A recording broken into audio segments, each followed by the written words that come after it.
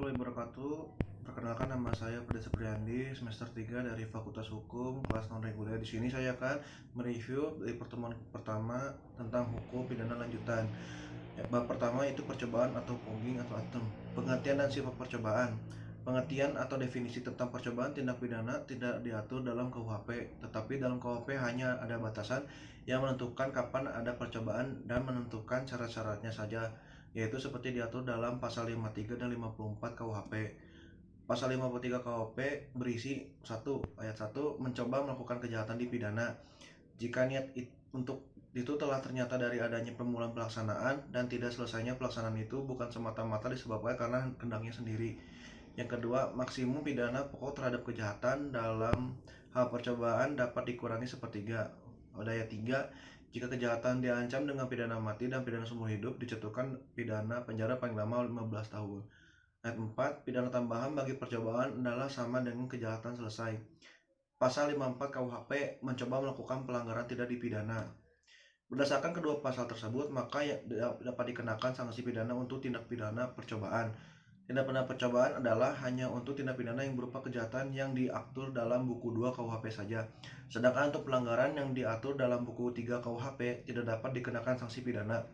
Selain itu, berdasarkan kedua pasal tersebut, maka yang dimaksud dengan percobaan adalah suatu perbuatan yang dilakukan seseorang dengan niat yang jahat dan niat itu sudah mulai dilaksanakan tetapi perbuatannya belum selesai. Tidak selesainya perbuatan tersebut bukan karena kehendak dari pelaku. Sifat percobaan adalah sebagai dasar atau alasan memperluas dapat dipidananya orang, yaitu seseorang dapat dikenakan sanksi pidana apabila sudah memenuhi unsur pasal 53 walaupun tidak memenuhi unsur delik. Jadi sifat dari pasal 53 atau percobaan dipandang sebagai memperluas dapat dipidananya seorang dan bukan memperluas rumusan delik. Jadi percobaan tidak dianggap sebagai delik yang berdiri sendiri sui generis, melainkan sebagai delik yang tidak sempurna atau uncommon delicт form. Pengadilnya adalah Hanzo Winkel Suringa dan Umar Seno Aji. Sebagai dasar alasan memperluas dapat dipidananya perbuatan, yaitu tindak pidana percobaan merupakan salah satu tindak pidana yang bulat dan lengkap. Percobaan bukan delik yang tidak sempurna, tetapi delik sempurna dalam bentuk khusus atau istimewa, atau delictum sui generis. Penganutnya adalah Pompe dan Mulyatno. Dasar patut dipidananya percobaan. Teori subjektif. Menurut teori ini, dasar patut dipidananya percobaan terletak pada sikap batin atau watak yang berbahaya dari pelaku. Penganut teori ini adalah Van Hammel. Yang kedua, teori objektif.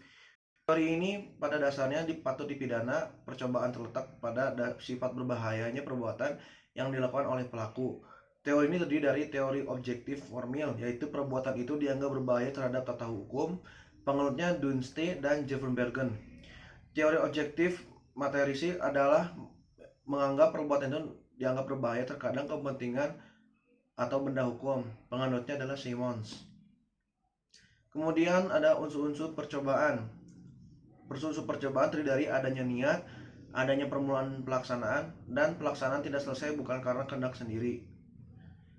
Adanya niat. Niat merupakan sikap batin dari pelaku yang tidak bisa terlihat secara mata. Niat dapat terlihat setelah ada permulaan pelaksanaan. Niat di sini harus berupa niat yang jahat, niat yang berbeda dengan kesengajaan. Niat masih berada dalam sikap batin, sedangkan kesengajaan sudah nampak. Jadi niat merupakan persiapan permulaan dari suatu perbuatan. Demikian review yang saya buat. Mohon maaf jika ada kesalahan. Wassalamualaikum warahmatullahi wabarakatuh.